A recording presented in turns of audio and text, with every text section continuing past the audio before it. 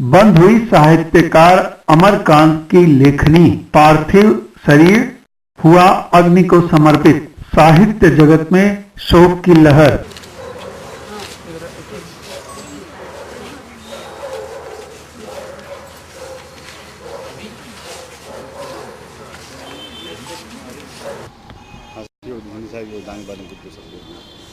देखिए, प्रेमचंद के बाद जो हिंदी में उपन्यास और कहानी लेखन है, तो उनकी परंपरा के जनता के पक्षधर सबसे बड़े उपन्यासकार और कहानीकार थे। और मैं समझता हूँ कि उनकी दुनिया की 20वीं सदी की जितने महान कथाकार हुए हैं, उनकी जो कहानियों की अगर फहरिस्त बनाई जाए, उसमें अमरकांत जी की कम से कम 3-4 कहानियाँ जो सबसे प्रसिद्ध हैं, हत्यारे और ज़िंदगी और झोंक, दोपहर का भोजन, ये सब ज़रूर आएंगे।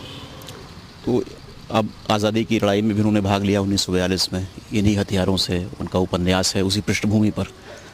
और जो भी आज़ादी की लड़ाई के जो सबसे महानतम मूल्य थे, वो सब जीवन भर उन्होंने खुद अपनी ज़िंदगी में भी उतारा, और उनका साहित्य भी वही बोलता है।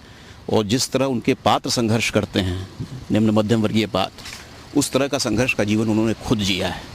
तो जो रचा वही जिया, और इसलिए बहुत बड़ा लॉस है हम सबका।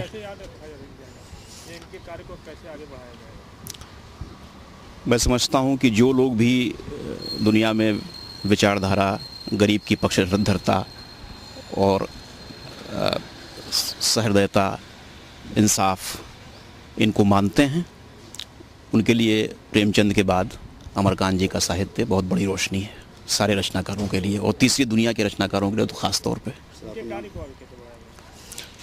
बहुत वो तो जितने भी नए लोग थे, वो इतनी प्रेरणा देते थे, उनसे बात करते थे, और इतने लोगों ने उनको पढ़ा है कि उनकी छाप आप चाहें तो समकालीन कहानियाँ पढ़ के देख सकते हैं। और इसलिए ये विरासत